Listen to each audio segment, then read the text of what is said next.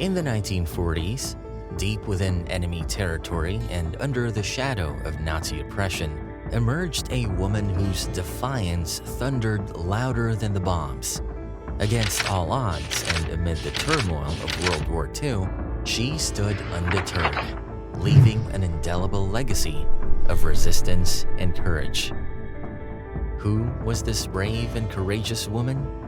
She went by many names: Marie Monin, Germaine, Diane, Camille, and even Nicholas.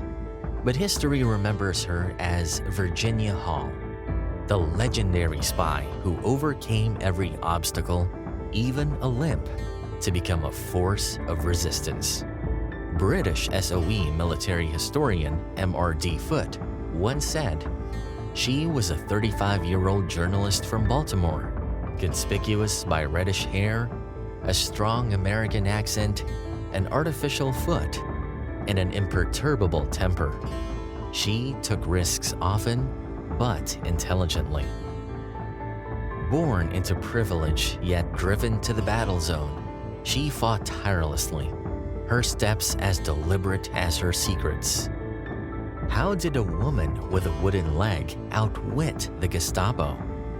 What fueled her to risk everything?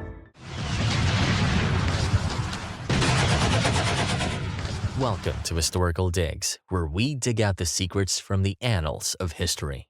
Her early life.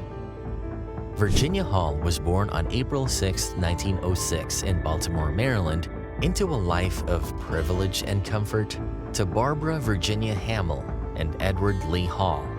She began her education at the all-girls preparatory Roland Park Country School and attended esteemed institutions like Radcliffe College at Harvard University and Barnard College at Columbia University, where she focused on languages including French, Italian, and German. She continued her studies at George Washington University, where she explored French and economics. Driven by her goal of pursuing higher studies in Europe, she traveled across the Atlantic Ocean in the late 1920s, studying in Austria, France, and Germany. She hoped to enter the diplomatic corps and eventually secured a position in 1931 as a clerk for the U.S. Consular Service at the American Embassy in Warsaw, Poland. Today, equal opportunities for male and female spies might seem like a natural move towards progress, yet the world she stepped into had rigid boundaries set for women. Boundaries she refused to accept. Rejection didn't stop her. It only fueled her resolve. She held fast to the belief that freedom belongs to those who refuse to be constrained, a vision that would guide her remarkable future. The accident. Over the next few years, she worked in Estonia and Austria and made her way to Izmir, a city on Turkey's Aegean coast. From a young age, she was fond of hunting and adventure, but little did she know, her next assignment would change her life. On December 8, 1933, she stumbled over a fence and inadvertently shot her left foot while hunting for birds. The diagnosis was critical. Gangrene had set in, and she teetered on the edge of death. In a desperate bid for survival, doctors had to amputate her leg below the knee, fitting her with a wooden prosthetic she dearly called Cuthbert. Undeterred by her ordeal, she resumed her career as a consular clerk, taking up positions in Venice and Tallinn, Estonia. A heartbreaking moment came in May 1939 when she was forced to resign from the U.S. State Department. Due to a regulation barring the employment of individuals with amputations, her lifelong dream of serving in the Foreign Service was abruptly cut short. Yet, she refused to let this setback or her disability define her. Recruited by the SOE. Virginia was living in France when the Second World War began. She joined the French Ambulance Service Unit to aid in the job of evacuating casualties. After the fall of France, When the German army invaded in May of 1940, she made her way to Spain and then to England. Driven to make a difference, she volunteered for the British Special Operations Executive, or SOE, where she underwent extensive training in covert operations, communications, weapons handling, and resistance tactics. In 1941 to 42, she spent 13 months in France, establishing spy networks, managing safe houses, and relaying critical intelligence back to Britain. Her work would solidify her place as one of the SOE's first female agents and a key figure in the resistance. Despite her disability, the SOE saw her potential, and soon she was parachuted into Vichy France with the code name Marie. Her role encompassed strategic organization, funding, supply, and arming of the French resistance. Her feats were awe-inspiring, from rescuing Allied airmen to overseeing parachute drops for resistance fighters, organizing spy networks, running safe houses, and delivering important intelligence to the British government. Hall's work was discreet, but she quickly got on the radar of the occupying Germans, and they named her Artemis, a virgin goddess of the hunt. But the Gestapo called her the Limping Lady. She was deemed as one of the most dangerous of all Allied spies, one of the regime's most wanted. Nothing could diminish her resolve to serve her country. Narrow escape. In 1942, the tenuous control of Vichy France collapsed. German troops advanced, tightening their grip, and the Gestapo intensified their pursuit of Virginia Hall. Facing imminent danger, she undertook a grueling escape across the Pyrenees Mountains, overcoming the brutal trek despite her wooden leg.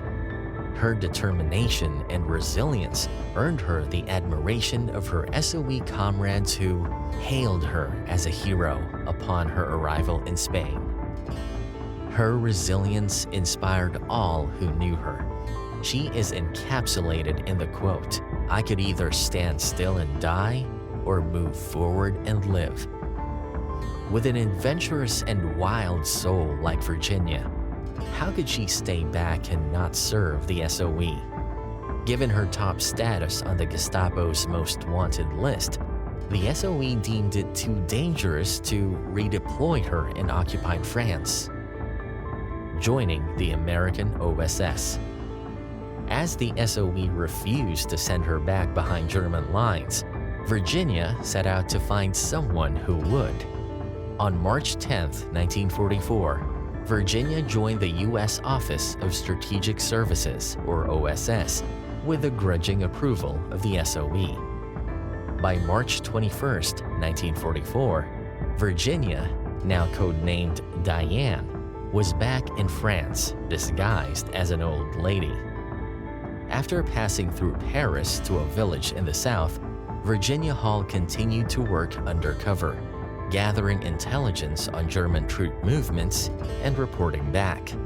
By May 1944, as the Gestapo began to close in on her, she moved further south to establish new operations.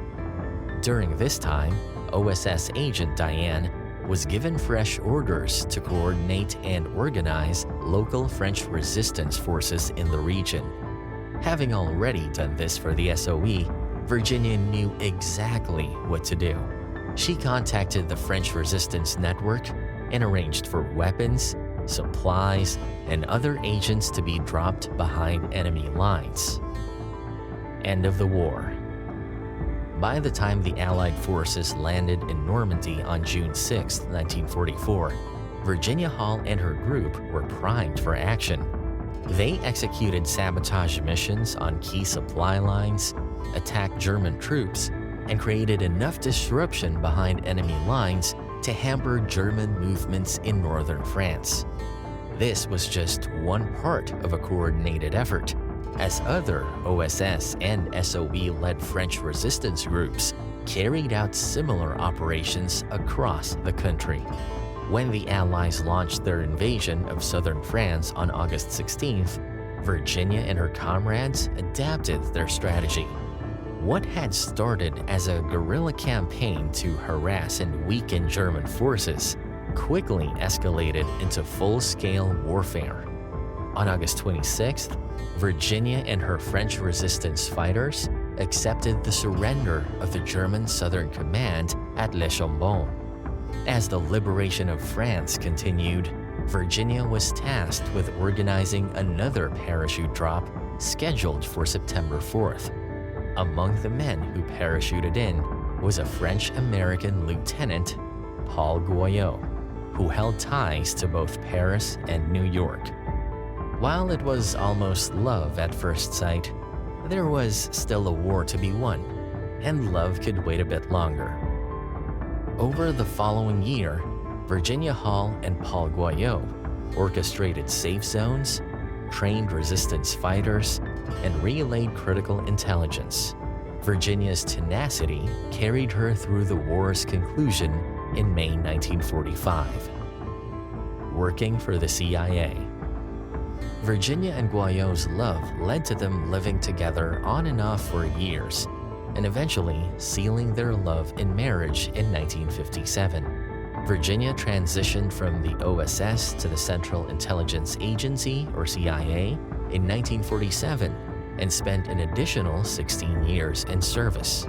According to the CIA's records, Virginia began working in their Special Activities Division, where she focused on counterintelligence operations. She navigated the challenges of a post-war world where the threats had shifted from Nazi Germany to the Soviet Union. Her methods of gathering intelligence and coordination with allies remained crucial in countering communist insurgencies and collecting information on Soviet activities. Her SOE experience made her especially valuable. Virginia was the first woman to become a member of the CIA's career staff in 1956. She left 10 years later when she reached the mandatory retirement age of 60. She died on July 12, 1982, in Rockville, Maryland, at the age of 76. Legacy and recognition. Virginia retired from the CIA in 1966 after nearly 16 years with the agency. Her contributions to both World War II and Cold War operations made her one of the most influential and resilient figures in intelligence history. Virginia Hall's extraordinary courage and dedication did not go unnoticed. After her heroic work with the British Special Operations Executive, she became a celebrated figure in the United States. On September 23, 1945, she was awarded the Distinguished Service Cross for her work with the Office of Strategic Services. She was the only civilian woman to receive this prestigious award during World War II. In addition to her American honor, the French government recognized her remarkable contributions to the resistance by awarding her the Croix de Guerre, a testament to her bravery and commitment in the fight against Nazi occupation. These awards, among others, reflected the significant impact Virginia Hall made in the battle for freedom and her legacy as one of the most influential spies of World War II. The forever modest Virginia's only comment on receiving America's second highest award for bravery is said to have been, "Not bad for a girl from Baltimore." Virginia Hall's legacy endures not only as a war hero, but as an inspiration. Her life was a testament to the women's strength, showing the world that courage does not come from perfection, but from an indomitable will. Virginia Hall's life is like a spy novel, from overcoming the loss of her leg to working clandestinely behind enemy lines for the Office of Strategic Services and Special Executive Operations. Virginia Hall is the most famed female spy of World War II. with extraordinary exploits many did not know of until now. Thank you for joining us on this journey. If you admire the heroic life of Virginia Hall Guayot and her quest for justice, don't forget to subscribe and come back for more history digs.